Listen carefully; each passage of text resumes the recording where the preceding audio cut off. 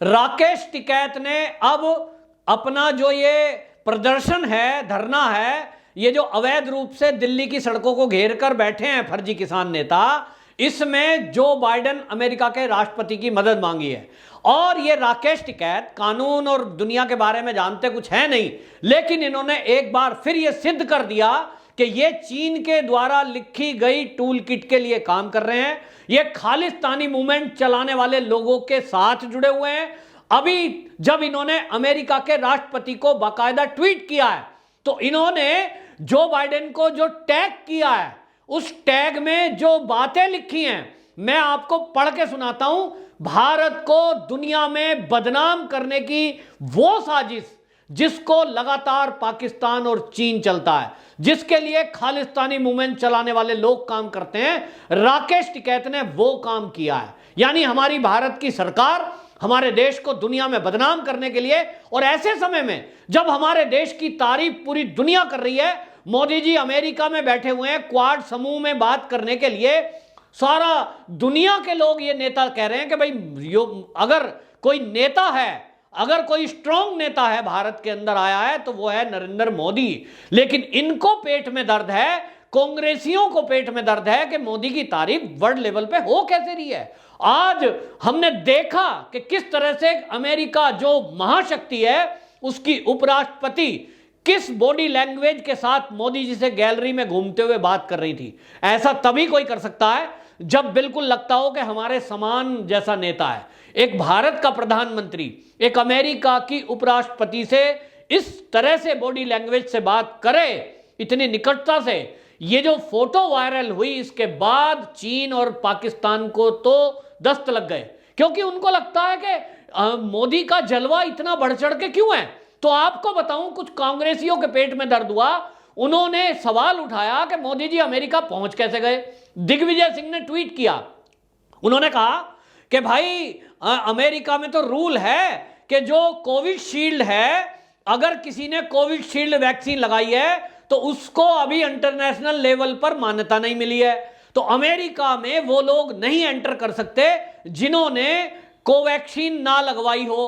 Covishield जिसने लगवाई है उन लोगों की एंट्री नहीं है। तो मोदी जी ने तो एम्स में जो लगवाई थी, मेरी जानकारी के अनुसार वो कोविशील्ड थी। तो मोदी जी अमेरिका में कैसे गए? अब आप समझिए, ये जो दिग्विजय है, ये क्या दिग्विजय का विचार है? नहीं, ये राहुल गांधी और सोनिया गांधी का विचार है। राहुल गांधी और सोनिया गांधी को क्या प्रॉब्लम है कि अमेरिका में राष्ट्रपति पहुंच गए? आपको याद होगा कि ये वही कांग्रेसी हैं, ये वही राहुल गांधी सोनिया गांधी हैं, ये वही दिग्विजय सिंह हैं, जिन सारे कांग्रेसियों ने जब मोदी जी सीएम थे गुजरात के, उस समय उनको ना भेजा जाए अमेरिका में, ना जा पाए, वो ना पहुंचे, उसके लिए सारे सांसदों ने, कांग्रेस के और विपक्षियों ने चिट्ठी लिख दी थी अमेरिका के राष्ट्रपति को कि ये जो मोदी जी हैं इनको वीजा ना दिया जाए। क्या दिक्कत है भाई? कांग्रेसियों को प्रॉब्लम क्या है? मोदी जी से चिढ़ क्या है? लेकिन आज वो चिढ़ ये देखने में आ रहा है कि जो किसान आंदोलन चलाने वाले लोग हैं, राकेश टिकैत, ये भी देश को बदनाम करने में उन्हीं कांग्रेसियों के सुर में सुर मिला रहे हैं। तो ये क्या लिखते हैं? इन्होंने देश को बदनाम करने का काम किया। और जो ट्वीट किया, इन्होंने लिखा, हम किसान प्रधानमंत्री नरेंद्र मोदी सरकार द्वारा लाए गए तीनों कृषि बिल कानून के विरुद्ध प्रदर्शन कर रहे हैं। प्रदर्शन के दौरान पिछले 11 महीने में 700 किसानों की मौत हो गई है। अब आप बताइए, जितने इस भारत के लोग मीडिया में हमेशा न्यूज देखते हैं, क्या आप में से किसी ने आज तक यह सुना कि जो धरना प्रदर्शन स्थल है उनमें 700 लोग मर गए हों? छोटी मोटा अंक नहीं लिखा है राकेश टिकैत ने। और राकेश टिकैत का ट्वीट ये अभी मीडिया में उपलब्ध है सबूत के तौर पर। तो मेरा तो ये कहना है कि राकेश टिकैत के ऊपर ये झूठ बोलने, देश को बदनाम करने के लिए एक एफआईआर दर्ज होनी चाहिए कि आपने देश को दुनिया में बदनाम क्यों करा। अगर आप किसी आंदोलन में यह कह रहे हैं कि 700 आदमी मर गए, किस लिए मर गए भाई? गोली चली थी, डंडे चले थे, क्या हुआ था? सरकार ने मार दिया। आप यदि घर में बैठे हुए हो और आप 80 साल के बुजुर्ग हो गए हो और आपकी स्वाभाविक मौत हो रही है, तो आप कहें ये तो धरने में था इसलिए मर गया, उसको गिनना है क्या? मुआवजा लेना है क्या गवर्नमेंट से? इस तरह की ब्लैकमेलिंग करते हैं। जिस तरह से हमने देखा कि हरियाणा में पुलिस पर हमला किया गया कुदाल से, डंडों से, तलवारों से, और जब पुलिस ने बल प्रयोग करा उसमें एक किसान मर गया, तो उसकी मौत पर इन्होंने सौदेबाजी शुरू कर दी। नौकरी लगवाओ सरकारी, मुआवजा दो 10 लाख, और जब तक वो पैसे सरकार ने घोषणा नहीं कर दी तब तक इन्होंने आंदोलन खत्म नहीं करा, इन्होंने जो करनाल में हुआ था। तो ये क्या राकेश टिकैत की एक नई चाल है कि वो इस आंदोलन के तहत 700 लोगों की मौत का आंकड़ा ये विश्व पटल पर रख रहे हैं, और ये भारत सरकार से यदि कोई समझौता सौदा होता है तो जिस तरह से जो टिकैत, जो ये किसान यूनियन के भानु प्रताप सिंह हैं, और उन्होंने पिछले कुछ दिनों पहले एक बयान दिया था कि राकेश टिकैत ब्लैकमेलर है, ये इसी तरह से ब्लैकमेलिंग करता है, सौदेबाजी करता है, और आंदोलन तभी खत्म करेगा जब इसकी डिमांड पूरी हो जाएगी। लग रहा है कि राकेश टिकैत ये 700 का आंकड़ा बताकर ये जरूर सरकार से कोई ना कोई मुआवजा, कोई ना कोई काम करने वाले नियत से ये बदनामी की गई है, इस पर सरकार तुरंत संज्ञान ले। और जब केस सुप्रीम कोर्ट में चल रहा है, ये जो दिल्ली के बॉर्डर को खुलवाने के लिए सुप्रीम कोर्ट ने संज्ञान लिया है, बाकायदा वहां एप्लीकेशन याचिका डाली जा चुकी है, उस पर 3 राज्यों को नोटिस जारी हो चुका है।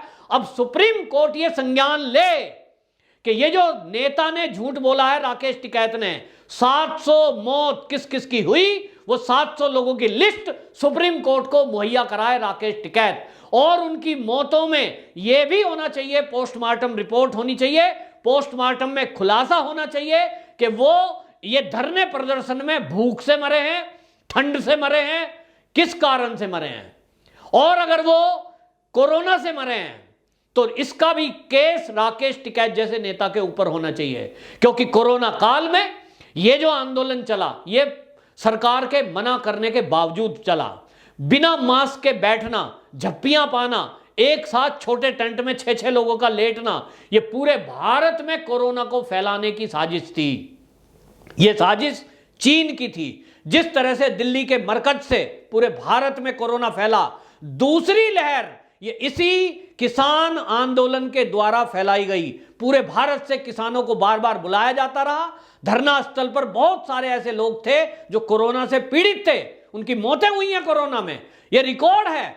लेकिन उनको कोरोना हो गया, वो राज्यों में गए, और जिन जिन राज्यों के किसान ये यहां आए धरने प्रदर्शन में दिल्ली बॉर्डर पर, आप देखें उन्हीं राज्यों में ज्यादा केस हुए हैं। चाहे वो उत्तर प्रदेश का पश्चिम उत्तर प्रदेश एरिया हो, चाहे वो पंजाब हो, चाहे वो हरियाणा हो, चाहे वो राजस्थान हो। निश्चित रूप से जब तक इन फर्जी किसान नेताओं के ऊपर इसका केस नहीं होगा कि यदि 700 लोगों की मौत जैसा राकेश टिकैत लिख रहे हैं जो बाइडेन को अगर हुई है, तो इसमें से कितने लोग ऐसे हैं जिनकी मौत कोरोना से हुई है, और उसके लिए ये राकेश टिकैत जैसे नेताओं को तत्काल गिरफ्तार करके जेल में डालना चाहिए। कोर्ट के द्वारा यह सख्ती नहीं होगी, सरकार के द्वारा यह सख्ती नहीं होगी। और देश के लोगों को मैं कहना चाहता हूं कि पहचानो, टूल किट के लोगों को पहचानो। राकेश टिकैत ने 700 मौत का आंकड़ा यूं ही नहीं लिख दिया, यह टूल किट का हिस्सा है, यह चीन के कहने पे किया गया है। क्योंकि सबसे ज्यादा अगर क्वाड सम्मेलन का दर्द किसी को है दुनिया में, वो है चीन। चीन नहीं चाहता कि भारत महाशक्ति बन जाए, भारत उसके रास्ते में रोड़ा बन जाए, जो कि बन चुका है। और इसलिए चीन अपने पिट्ठुओं को कहता है कि जल्दी से जल्दी कुछ करो, टूल किट पे कुछ करो।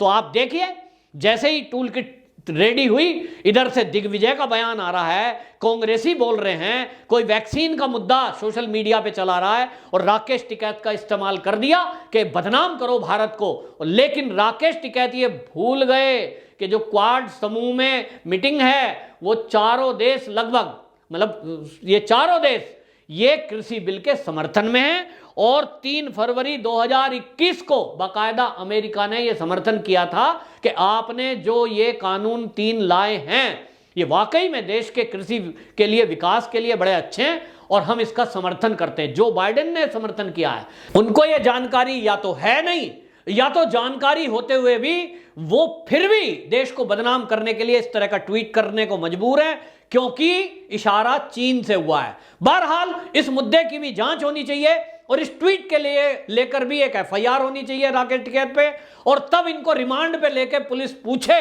जांच करे कि ये ट्वीट तुमने किसके कहने पे किया, इसकी एवज में कितने पैसे इनके खाते में आए, डायरेक्ट इनडायरेक्ट इसके पीछे कौन लोग हैं, इसका खुलासा होना भी बहुत जरूरी है।